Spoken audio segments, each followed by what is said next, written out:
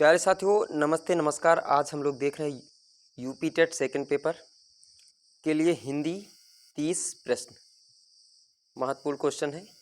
तो पहला क्वेश्चन आपकी स्क्रीन पे है कि प्राथमिक स्तर पर बच्चों की भाषा शिक्षा के संदर्भ में निम्नलिखित में से कौन सा कथन असत्य है। तो कौन सा कथन असत्य है साथियों? चौथा ऑप्शन आपका सही है कि बच्चों की भाषा संकल्पनाओं और विद्यालय में प्रचलित भाषा परिवेश में विरोधाभासी भाषा सीखने में सहायक है। ऑप्शन आपका चौथा सही हो जाएगा, होता है। अगला प्रश्न आपका है कि एक समावेशी कक्षा में भाषा शिक्षण की समस्या है तो क्या होती है? उपयुक्त भाषा परिवेश का निर्माण ना हो पाना। ऑप्शन आपका पहला सही हो जाएगा। अगला प्रश्न आपका है कि कक्षा में कुछ बच्चे गलत वर्तनी का प्रयोग करते हुए लिखते हैं, आप क्या करेंगे? तो आप इसे एक सहज और स्वाभाविक प्रक्रिया मानते हुए कक्षा में प्रिंट समृद्धि का निर्माण करेंगे। ऑप्शन आपका पहला सही हो जाएगा। अगला प्रश्न है आपका कि बच्चों के भाषा विकास की क्रमिक प्रगति का रिकॉर्ड रखने में कौन सा सर्वाधिक सहायक है? कौन सा सर्वाधिक सहायक है? तो पोर्टफोलियो। ऑप्शन आपका दूसरा सही हो जाएगा, पोर्टफोलियो। अगला प्रश्न है कि प्राथमिक स्तर पर बच्चे किस प्रकार की कविताएं पसंद करते हैं?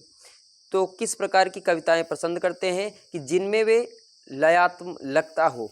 ऑप्शन आपका तीसरा सही है।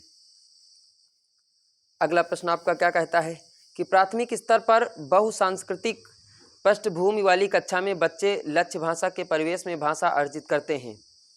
तो ऑप्शन दूसरा सही हो जाएगा, धीमे धीमे भाषा के रचनात्मक प्रयोग का अभ्यास करने लगते हैं। ऑप्शन आपका दूसरा सही हो जाएगा। अगला प्रश्न है प्यारे साथियों कि निम्नलिखित में से कौन सा स्वर भक्ति उच्चारण दोष का उदाहरण है? तो ऑप्शन आपका 3 सही हो जाएगा, ब्रजेंद्र को बढ़ाकर बरजेंदर कहना। ऑप्शन आपका तीसरा सही है। अगला प्रश्न आपका है कि हिंदी भाषा शिक्षण के समय उपागम की दिशा होनी चाहिए, क्या होनी चाहिए? बाल केंद्रित। ऑप्शन आपका दूसरा सही है, बाल केंद्रित। अगला प्रश्न लिखा हुआ है कि हिंदी विषय के मूल्यांकन के लिए निबंधात्मक प्रश्न पद्धति की आवश्यकता का मुख्य कारण क्या होता है? क्या होता है? तो ऑप्शन तीसरा सही है, छात्रों को मौलिक अभिव्यक्ति का पूर्ण अवसर प्राप्त होता है। ऑप्शन आपका तीसरा सही है। अगला प्रश्न है आपका कि निम्नलिखित में से कौन सा मौखिक अभिव्यक्ति का महत्व है? तो देखो, मौखिक अभिव्यक्ति में अनुकरण और अभ्यास के अवसर बराबर मिलते हैं। पहला ऑप्शन सही है। मौखिक भाषा के प्रयोग में कुशल व्यक्ति अपनी वाणी से जादू जगा सकता है, लोकप्रिय नेताओं के भाषण इसी बात का प्रमाण है। दूसरा भी सही है। सामाजिक संबंधों को सुदृढ़ बनाने में एवं सामाजिक जीवन में सामंजस्य स्थापित करने में मौखिक भाषा की प्रमुख भूमिका होती है। तीसरा भी सही, यानी चारों ऑप्शन सही, 3 ऑप्शन सही, यानी चौथा ऑप्शन आपका सही है, उपरोक्त सभी।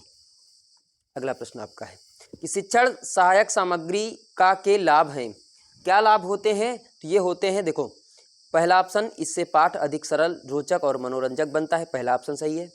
इससे प्रयोग से बालकों में पाठ के प्रति रुचि का विकास होता है, ये भी सही है। इसके प्रयोग से शिक्षण में कुशलता आती है, ये भी सही। मतलब क्या है, तीनों ऑप्शन आपके सही, तो चौथा ऑप्शन आपका सही हो जाएगा, उपरोक्त सही, चौथा ऑप्शन आपका सही है। अगला प्रश्न है कि ग्राहात्मक कौशलों में शामिल है, क्या शामिल होता है आपका? सुनना पढ़ना। ऑप्शन आपका तीसरा सही हो जाएगा। अगला प्रश्न है कि राहुल को जब भी कक्षा में उत्तर देने के लिए कहा जाता है वह हकलाने लगता है, इसका क्या कारण हो सकता है? इसका क्या कारण हो सकता है? तो राहुल बड़े समूह के सामने अपनी बात कहने में मनोवैज्ञानिक दबाव महसूस करता है। ऑप्शन आपका चौथा सही है। अगला प्रश्न है कि राधिका अक्सर लड़का को लका, कमाई होने लगी को कमाई होगी लिखना जैसे गलतियां कर बैठती है, यह इस ओर संकेत करता है कि, क्या संकेत करता है? कि राधिका के विचारों की तेज गति के साथ उसकी लेखनी नहीं चल रही। विचार तेज हैं लेकिन लेखनी सही नहीं है। ऑप्शन चौथा सही है। अगला प्रश्न है कि पाठ पढ़ने पढ़ाने के बाद किस तरह के सवाल बच्चों की समझ का मूल्यांकन करने में सहायक नहीं होते हैं? तो ऑप्शन 2 हो जाएगा, पढ़े गए पाठ में जोतते हुए जोड़ते हुए अपने निजी अनुभवों को व्यक्त करने वाले प्रश्न। ऑप्शन आपका दूसरा सही है। अगला प्रश्न है आपका कि प्रस्तुत गद्यांश का सर्वाधिक उपयुक्त शीर्षक क्या हो सकता है।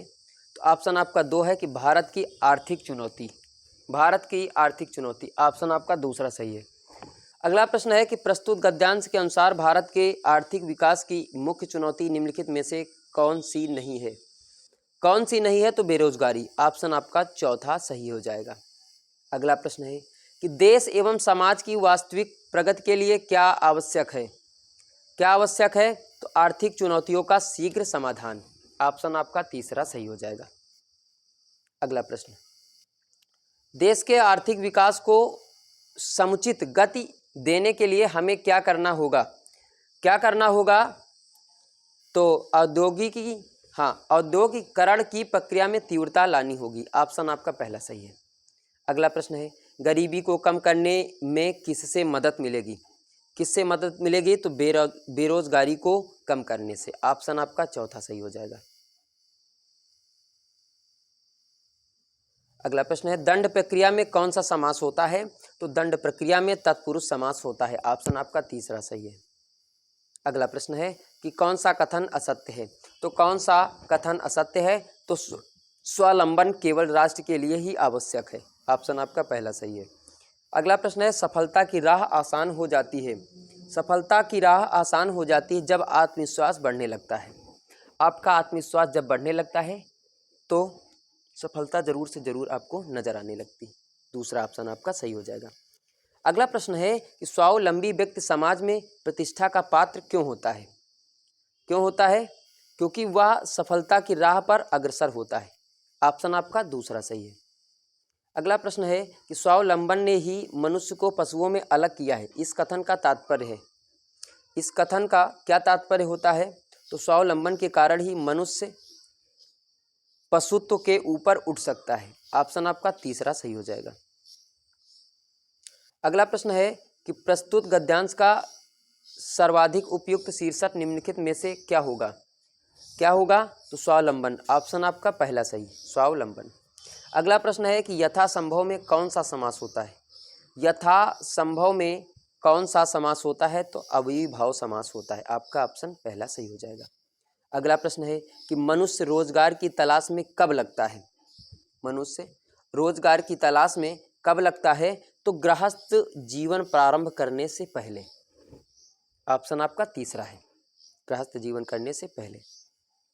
अगला प्रश्न है कि मनुष्य, अच्छा हो चुका है ये वाला, ये अगला प्रश्न है स्वावलंबन का संधि विच्छेद क्या होता है।